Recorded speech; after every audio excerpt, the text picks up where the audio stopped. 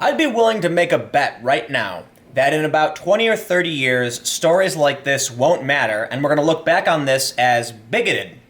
This story is about a school punishing a male teacher for refusing to watch a naked female in the boys' locker room. And that is a completely hyperbolic title, okay? They are framing it. What this really is that a transgender female student, that means born female, identified as a male, wanted to use the boys' locker room, and the teacher wasn't okay with it, and many of the students weren't okay with it, and someone complained. Framing it as though he's refusing to watch a naked girl in the boys' locker room is a bit extreme in that you don't necessarily expect teachers to watch the boys either, right? They supervise for sure, but you don't gotta stare or anything like that. And so what's interesting about this story is that when I read it, and I know a lot of people are going to disagree, I think there is an analog to civil rights, especially with my, the stories I learned from my family about race mixing and all that stuff. There is an affront to people's sensibilities to see a white person and an Asian person together, and that all changed. And I think we're going to be getting away from how we differentiate between male and female in terms of social systems, and this is a good example of that. Naturally, the conservative side is going to argue that this shouldn't be, but I think it's fair to say, whether or not you agree that it's right, and I'm not making a moral argument here. I'm not saying it was right or was wrong. I'm simply stating, I'd be willing to bet in 30 years, people will look back on these stories and say, wow, how bigoted was everybody? I think we're moving in a direction where we're going to have, what's the point of even having a men's room and a women's room if you can just choose to be in either one and it's all societal? Right? If you're a male who identifies as a woman or a female who identifies as a man, then what does it matter which locker room you really use? And ultimately, I think we'll start seeing just total unisex locker rooms. So let's read the story. Let's see what they have to say. And again, not making a moral argument. You guys can make the moral arguments, not me. School punishes male teacher for refusing to watch a naked girl in the boys' locker room. A Florida school district allowed a self-described transgender female student access to the boys' locker room with no warning to parents. The first time she walked in, she caught boys literally with their pants down. A Florida school district allowed a self-described transgender female student regular access to the boys' locker room with no advanced warning. Right, we just read that. Thanks for reiterating.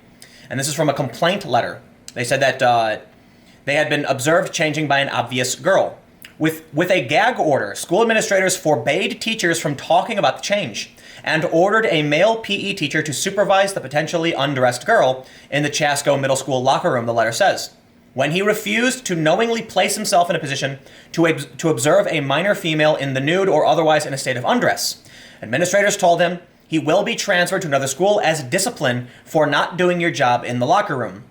And I think, so again, I do think it's a bit hyperbolic, but I think this frames it in a more legalese, like fair kind of way, that he would put himself in a position to maybe see her. And that's a different argument, right? Let's not even get into that anymore. The point is, this is an older gentleman, presumably. I don't mean older, like 50s. I mean, like, this is someone who's an adult who has certain sensibilities and says, this is not socially acceptable and I won't do it.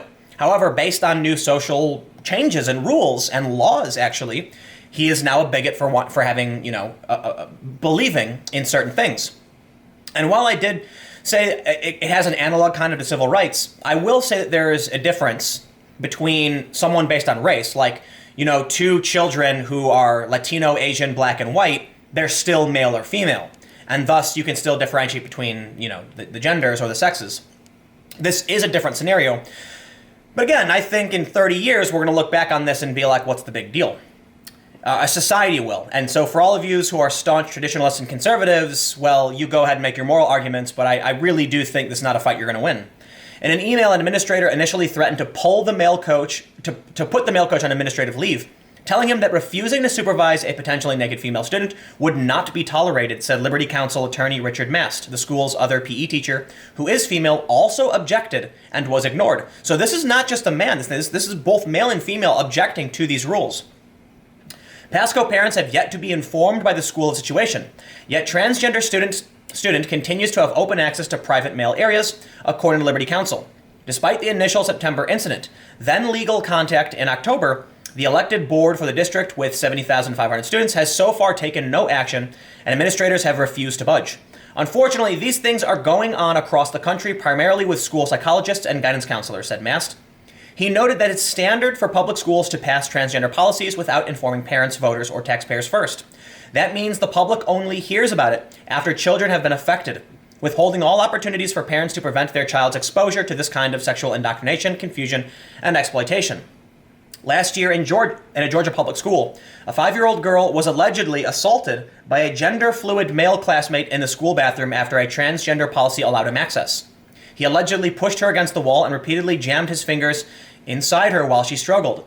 The district refuses to believe the alleged victim, and the mother has pulled her daughter from the school, which never notified her of the incident and maintains its bathroom policy. They say sex uber ales, and definitely don't tell parents. I think I pronounced that right. It appears Pasco schools adopted their transgender policies with no notice to their elected school board, parents, or voters. Instead, they were implemented after the district hired Jackie Jackson Dean, a school psychologist, as a LGBT liaison. Her website lists her as the primary author of the school's district LGBT Best Practices Guide, which names her as its lead content developer. That guide says transgender pronouns, locker room, bathroom dress code, and sports access are a student's right. About overnight school trips, it says, schools should work with students and their family to devise a plan for the trip based on the student's comfort level. Remember, schools have an obligation to not disclose the student's transgender status to other students or parents unless the student has provided explicit permission to do so. So a child could be placed overnight in a room with an emotionally or mentally struggling child of the opposite sex without that child or her parents knowing. The guide gives school staff a script of talking points about gender-inclusive schools. Here are some selections for responses to concerned parents and students. Okay, so I want to stop here and make a few points. For one, I'll say it for the third time. These changes are going to happen, and I really don't think there's anything anyone can do about it because it's not an issue that happens like that. These schools didn't just arbitrarily decide to enact these things. These things happen in legislation. So, for instance, in New York, gender identity is a protected human right, and this is true for many other states. That means that schools will now be obligated to uphold those state laws. And here's the thing. According to this story, it's apparently discriminatory if the school tells students, because what they're saying is this student is an odd person out. And if you wouldn't do that for the average student, you can't do it for a transgender student. Thus, these changes are going to happen without anyone knowing about it. It's just going to, boom, it's going to happen, right?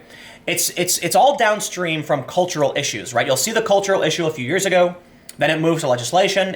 You'll see advocates pushing for things, then you'll see legislation, and then there it is. It's policy, it's law. And what happens in schools is downstream from the laws being passed, which means you as parents will probably not hear about these things. It's just going to slowly start changing based on law, and there isn't an argument that can be made. Now, in my opinion, you know what, man? No moral argument from me. I tend to be in favor of progress, and you can call it not progress, you can call it whatever you want, but here's my attitude on changes like these things happening. Often we can look to the past and see that there are things that would offend our traditional sensibilities. But I believe that most young people probably won't know or care about this. They're not going to understand it. They're going to grow up thinking it's normal. And we're going to see in the future the idea of gender segregation probably being a bad thing that was eventually gotten rid of. Let me tell you a story. When I first started skateboarding, the cool thing that kids were doing was wearing super skin-tight clothing. And the older teenagers and people in the early 20s who were really good at skateboarding wore baggy clothes, because baggy clothes, that was the style of the 90s. It was now the early 2000s, and a new style was emerging. All of these older dudes used to make fun of me and my friends for wearing tight pants and tight shirts. And, they'd call us names. And we'd be like, whatever, man, you guys are lame, you don't know what you're talking about. Then when I was about 20, I was hanging out with some people my age, and a new style emerged.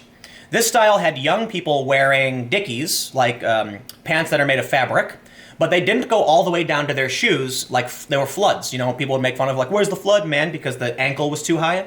That was a common trend, wearing pants that were slightly too short for your shoes. And my friends wearing their skin-tight punk clothes made fun of them. And I was just like, dude, don't you remember when the older kids made fun of us for wearing the clothes we're wearing now? Like, times change, styles change, sensibilities change. So the point is, I'll say this. To those that agree with it, hey, you're winning. Like, the activists for trans rights who want these policies to be enacted, they're definitely taking the stage. You are downright winning this cultural battle, and that's why I believe in the future this is what will be. For those that disagree with it, I think that's going to be viewed as a reactionary position, and in 30 years, you're going to be on the losing side. So by all means, engage in, whatever activism you want, but I seriously believe this trend will take over. Whether or not you agree with it is not the point. Again, for the 80th time, I am not making a moral argument, but I know everyone's going to give me a thumbs down because they don't like the story I'm talking about, or my rather neutral opinion on it. They say, by the way, the second to last point. Let's look at what they have to say, and I don't want to spend, I don't want to go too long in reading through all this. They say, I heard from my child that a boy was in the girls' restroom today. I can't talk about individual students, just as I would never discuss your child with another parent, as this personal information is confidential and protected under the Family Educational Rights and Privacy Act. That's the point I was making. The law is already enshrined over these things. For those that want to see this rolled back or changed, you need to go back to the legislative level. This stuff's happening around you. Is there something we can do to help you or your child better understand gender-related issues? I know this can be challenging to understand as this is new territory for many of us. Can I share some information with you about the issue? I'm not going to read through all of it. Let's read their closing argument because I want to make one more point. They say, the district's gender support plan includes measures to keep the child's medical and psychological information secret from his or her parents. It, in fact, forbids school staff from telling parents about their child's sexual experimentation without the child's permission. I'm going to end by saying this, right? So they're saying this is, widely supported by LGBT groups and communities.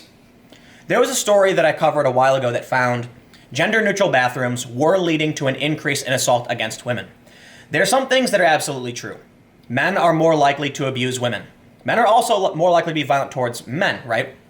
But the issue is, men and women behave differently. Some men are bad people who are extremely aggressive. Some women are as well, but men are more likely to be committing acts of aggression and assault against women. If you put them all in the same room, you will see an increase in accusations, not just legitimate ones, but you're also going to have an opportunity for false accusations too. The point is, there is a real reason why we segregated genders, and we segregated biological sex, in that men tend to be taller, stronger, with more dense bones and more muscle mass. They tend to be more, they're more likely to take risks. And guys are, according to most tropes in society, and I'm not going to look up the studies on this, more interested in engaging in adult activities, if you know what I mean. Whereas women are going to be, less muscle mass, smaller, less collagen, and more risk averse. These changes that we're seeing, I believe it's fair to say we will see an increase in assault, mostly against females, whether they're a trans male or a biological female with, I don't think it's necessarily the idea that trans people are going to be committing any of these acts, but if you put a biological female student who identifies as a man in a locker room with a bunch of young, overly hormonal boys, don't be surprised when bad things happen. And that's just something that's going to have to be worked out in terms of security and supervision. And bullying happens, but I think you're opening up an opportunity for trying times, to say the least. Again, no moral argument for the 80th time. I just think this is going to happen, whether you like it or not. It's going to happen. It's happening. It's already law, plain and simple. So I know there's a lot of people who are resistant to these things, and there are a lot of people supportive of them, but you guys can hash it out in the comment section. I'm going to move on to the next video. And stick around. It'll be up in about a minute or so.